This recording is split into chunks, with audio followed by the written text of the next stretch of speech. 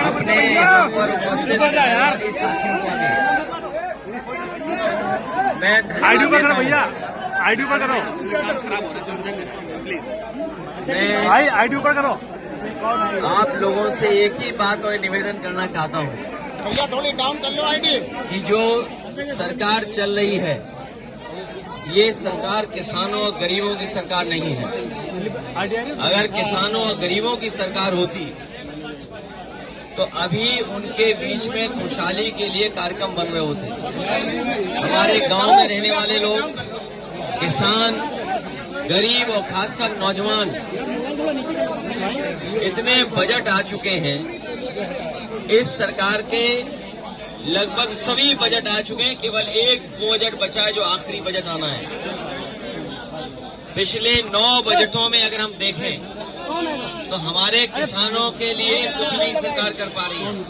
और अगर किसानों के लिए कुछ किया होता तो अभी तक की डबल इंजन की सरकार में गांव की तस्वीर कुछ और होती।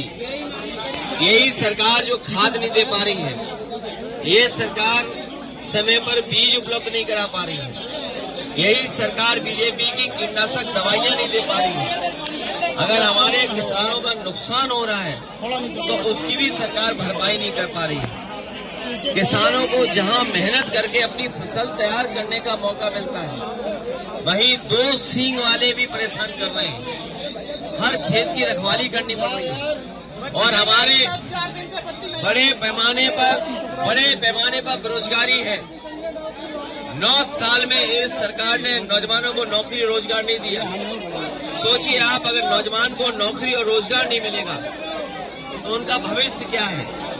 और अगर नौजवानों का भविष्य नहीं है तो हमारे समाज का, प्रदेश का, देश का भविष्य अच्छा नहीं हो सकता है। मैं देख रहा हूं कि विधानसभा में बैठ करके भारतीय जनता पार्टी के लोग झूठ बोल रहे हैं। वो कह रहे हैं कि बिजली आ रही है, 24 घंटे बिजली दे रहे हैं, लेकिन यही कि हमारे लोग बता रहे कि बिजली है ही नहीं है।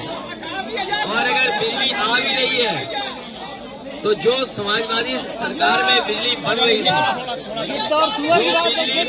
थी उसको महंगा करके गरीबों को दे रहे हैं, उनसे ज्यादा पैसा वसूल रहे हैं। जीएसटी बढ़ाते बढ़ाते हमारे किसानों की हर सामान पे जीएसटी ले रहे हैं, उससे उनका सामान, इक्विपमेंट सब महंगे हो रहे हैं। ये महंगाई इसलिए कि मुनाफाखोरी की वजह से है। ये सरकार मुनाफा कमाना चाहती है, लाभ लेना चाहती है। और अभी तो सुनने में आ रहा है कि अमेरिका से जो अपने मित्र बताते थे राष्ट्रपति जी को, वो भी अब इनका साथ नहीं दे रहे हैं। ये लोग हमें और आपको उलझा रहे थे ट्रिलियन ट्रिलियन कह करके, ट्रिलियन ट्रिलियन कि हम ट्रिलियन ट्रिलियन की अर्थव्यवस्था बनाएंगे। लेकिन अमेरिका से राष्ट्रपति ने कह दिया कि 21 मिलियन हमने पैसा भेजा है यहाँ पर। हमें आपको उलझा दिया ट्रिलियन ट्रिलियन में और खुद 21 मिलियन पता नहीं कहां पहुंचा दिया है। कारखाने बंद होने जा रहे हैं। अभी अमेरिका से कई उद्योगपतियों को ब्लैकलिस्ट कर दिया राष्ट्रपति ने वहां के। और हमारे मुख्यमंत्री कह रहे हैं कि अंग्रेजी कौन सीखेगा, कौन नहीं सीखेगा।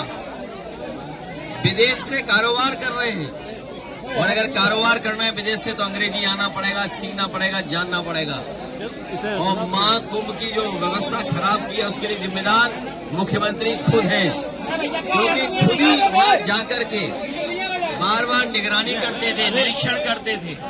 अगर निरीक्षण करते थे तो किस बात का निरीक्षण करते थे? जो लोगों की जान गई है सब कुंभ में, उसकी सूची नहीं दे पा रहे, नाम नहीं बता पा रहे। जो खोया पाया केंद्र में है वो भी नाम नहीं दे पा रहे, क्योंकि सरकार डरी हुई है। क्योंकि नाम देते ही क्योंकि सच्चाई सामने आ जाएगी, कितने लोगों की जान गई है, लोग थक हार करके चले गए। और ये गिद्ध वाली बात जो कह रहे हैं, मुख्यमंत्री जी ने गोरखपुर में गिद्ध के लिए एक कुछ बनाया है। गोरखपुर वाले और हम लोग जानना चाहते हैं कि ये गिद्ध के लिए क्या बनवा लिया है गोरखपुर में आपने? वहीं रहेंगे। गिद्ध का प्रजनन सेंटर बनाया है और गिद्ध की बात कहकर के ये साबित कर दिया है। और आखिरकार गिद्ध को कहकर के किसको अपमानित कर रहे थे? क्या उनके परिवार के लोगों को, जो अपने परिवार के सदस्यों को ढूंढ रहे थे, चले जाए एक बेटी अपनी माँ को ढूंढ रही थी, भाई को ढूंढ रहा था, लोग आकर के अपने घर वालों को ढूंढ रहे थे जो अभी तक नहीं मिले हैं। क्या ढूंढने वालों को सरकार गिद्ध बोल रही थी? और सबसे बड़ा सवाल है, ये जो सुअर का नाम ले रहे हैं, ये हम लोगों ने किसी ने नहीं कहा कि पानी खराब है गंगा का। सेंट्रल पॉल्यूशन बोर्ड ने कहा है कि ये गंगा का पानी खराब है। गंगा का पानी नहाने लायक भी नहीं है, आचमन तो भूल जाइए। तो सोचिए सरकार किसको सुअर कह रही थी।